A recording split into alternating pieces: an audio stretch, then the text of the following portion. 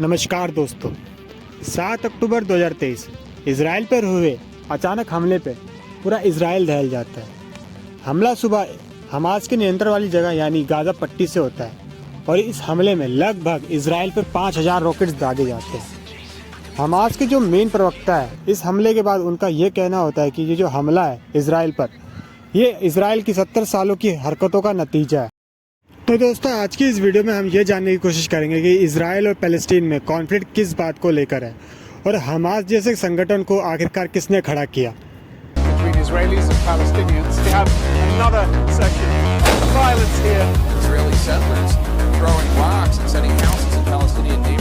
UN is expressing alarm attacks in occupied Palestinian territory. أنت تعرف إنسان بالقدس كان يعني عدد الشباب تقريبا 7 شباب. दोस्तों, आपको जान के हैरानी हो सकती है, लेकिन ये जो युद्ध है ये दशकों से चला आ रहा है और ये जो युद्ध का कारण है वो है इजराइल गाजा संघर्ष। इस हमले के बाद जब इजराइल की ओर से हमला किया गया, तब लगभग इजराइल की ओर से 2215 से ज़्यादा लोग मारे गए। लेकिन जब हमले की शुरुआत करी गई, तब हमास के उग्रवादियों ने इजराइल के बहुत सारे नागरिकों को अपनी बंदी बना लिया था। पर दोस्तों, अब मुद्दा ये उठता है कि इजराइल और हमास के बीच में युद्ध हो क्यों रहा है और ये युद्ध होता। दोस्तों, जेरूसलम में 3 अलग अलग रिलीजियंस का दावा है, जो कि मुस्लिम्स, ज्यूज और क्रिश्चियंस। धर्मों के लिए बहुत ही इम्पोर्टेंट साइट है। दोस्तों, जेरूसलम इम्पोर्टेंट इसलिए है क्योंकि यहाँ पे इब्राहिमिक रिलीजियंस के लिए होली साइट है। अब यहाँ इब्राहिमिक रिलीजन से मतलब है जिनका धर्म इब्राहिमिक रिलीजन से किसी न किसी रूप में, किसी न किसी प्रकार से जुड़ा हुआ है। और अगर आप इब्राहिम का जिक्र देखेंगे तो आपको ज्यूज़ की रिलीजन बुक, इस्लाम की कुरान और क्रिश्चियन की होली बाइबल में मिल जाएगा। पर दोस्तों, यहाँ पर बात ये आती है कि ये जो 3 अलग अलग रिलीजन्स है, इन 3 अलग अलग रिलीजन्स के लिए ये शहर इतना इम्पोर्टेंट क्यों है। दोस्तों, हिब्रू बाइबल के हिसाब से यहाँ माउंट मोरिया में ही इब्राहिम के जो अपने बेटे थे आइजक, उनका सेक्रीफाइस किया था इब्राहिम ने। दोस्तों, हिब्रू बाइबल के हिसाब से माउंट मोरिया में ही इब्राहिम ने अपने बेटे आइजक का सेक्रीफाइस करने की कोशिश करी थी, जिसके कारण उनका गॉड से कांटेक्ट हुआ। तो ये तो बात होगी ज्यूज़ की कि ज्यूज़ के लिए ये शहर इतना इम्पोर्टेंट क्यों है। पर अब बात कर लेते हैं क्रिश्चियंस की कि क्रिश्चियंस के लिए ये शहर इतना इम्पोर्टेंट क्यों है। तो दोस्तों देखो, क्रिश्चियन के लिए ये शहर है वो इम्पोर्टेंट इसलिए क्योंकि यहाँ पर जीसस को क्रॉस पर लटकाकर कील ठोक दी गई थी, जिसके कारण क्रिश्चियंस के लिए भी ये शहर इतना ही इम्पोर्टेंट है। पर अब बात आती है कि दोस्तों, इस्लाम के लिए ये जो शहर है वो इतना इम्पोर्टेंट क्यों है। इस्लाम की बात करें तो जेरूसलम अर्थ की लास्ट जगह थी जिसमें प्रॉफिट मोहम्मद ने विजिट किया था एक बुराक नाम के क्रीचर की हेल्प से, और यहीं से वो जन्नत की ओर चले गए थे। दोस्तों, जेरूसलम का मुद्दा इसी रिलीजियस इम्पोर्टेंस के अराउंड है, जिसके कारण ये जो जितने भी कॉन्फ्लिक्ट है ये अभी तक होते आए।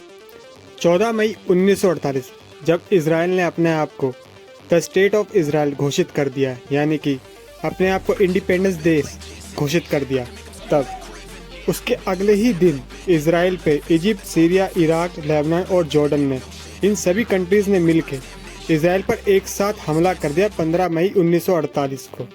और इस युद्ध में देखा जाए तो किसी भी कंट्री पे इतनी सारी कंट्रियां एक साथ हमला करे तो कोई भी कंट्री हार सकती है, पर होता है इसका उल्टा है।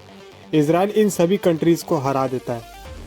अब यहाँ से शुरू होता है ज़मीन कब्जाने का टाइम, और इस लड़ाई के होने के बाद जो पैलेस्टीन होते हैं उनके लिए कोई ज़मीन बचती ही नहीं है, और जो पैलेस्टीन होते हैं वो रेफ्यूजी बन जाते हैं। और इस दिन को पैलेस्टीन जो है वो नकबा डे के नाम से पुकारते हैं।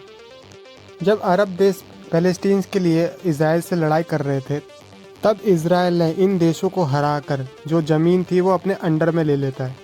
और पैलेस्टीन जो है वो इस लड़ाई में अपनी पूरी ज़मीन खो देते हैं।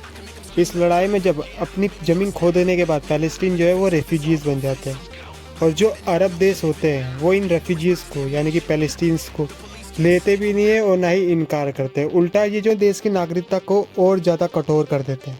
इस लड़ाई के कुछ साल बाद 1964 में पैलेस्टीन ने PLO यानी पैलेस्टीन लिबरेशन ऑर्गेनाइजेशन बनाया। इस ऑर्गेनाइजेशन के 3 साल बाद यानी 5 जून 1967 और 10 जून 1967 को इस ऑर्गेनाइजेशन के 3 साल बाद सीरिया, जॉर्डन और इजिप्ट में फिर से एक साथ मिलकर इजराइल पर हमला करते हैं, जो कि 5 जून 1967 से लेकर 10 जून 1967 तक चलता है। और इस लड़ाई को 6 डे वॉर के नाम से भी जाना जाता है, जिसमें इजराइल इन तीनों देशों को फिर से हरा देता है। इन देशों को हराने के बाद इजराइल जो है वो गाजा स्ट्रिप, वेस्टर्न बैंक और गोल्डन हाइट को ले लेता है और साथ ही साथ जेरूसलम को भी अपने अंडर में ले लेता है। इस लड़ाई के बाद इजिप्ट और जॉर्डन इजराइल से पीस एग्रीमेंट साइन कर लेते हैं और ये देख के जो पैलेस्टीन है वो ये चीज़ समझ जाता है कि जो लड़ाई है वो पैलेस्टीन को खुद ही लड़नी पड़ेगी। और जो 1964 में PLO बना था वो एक बार फिर से यानी कि 1967 में एक बार फिर से एक्टिव हो जाता है। PLO छोटे छोटे ग्रुप से बना था और इस ग्रुप को अरब से फंडिंग मिलने पर यह ग्रुप बहुत तेज़ी से बढ़ने लग गया था। दोस्तों, जब PLO के लोग इजराइल के खिलाफ प्रोटेस्ट करते थे तो PLO ने इजराइल के नाक में दम कर दिया था। पर उसी टाइम पर एक संगठन और बना जो कि गाजा स्ट्रिप में ऑपरेट करता था, जिसका नाम था इस्लामिक ब्रदरहुड यानी कि इस्लाम ब्रदरहुड। ये ग्रुप मेनली मस्जिद बनाना, चैरिटी के लिए काम करता था और इस ग्रुप के जो फॉलोअर्स थे वो भी काफ़ी तेज़ी से बढ़ रहे थे। अब जब गाज़ा में बहुत तेज़ी से प्रोटेस्ट होने लगा तो जो मुस्लिम ब्रदरहुड के जो कुछ मेंबर थे उन्होंने गाज़ा में होने वाले प्रोटेस्ट को सपोर्ट करने की मांग करी। अब जो मुस्लिम ब्रदरहुड के जो मेन लीडर थे यासीन अहमद, ये किसी भी तरीके का वायलेंस नहीं चाहते थे, पर इनकी लीडरशिप में मुस्लिम ब्रदरहुड की एक अलग से विंग बनाई, इसका नाम पड़ा हमास।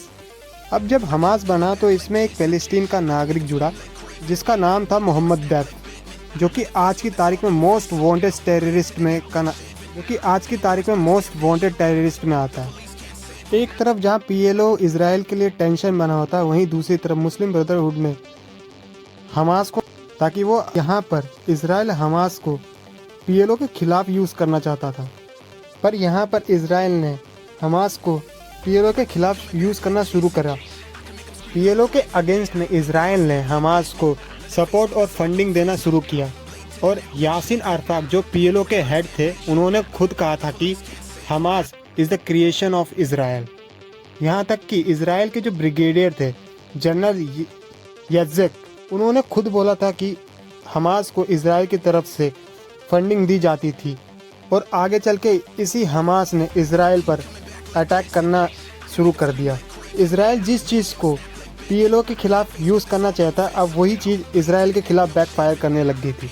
तो तब से ही हमास जो है वो पैलेस्टीन के सपोर्ट में इज़राइल के खिलाफ काम करने शुरू कर दिया।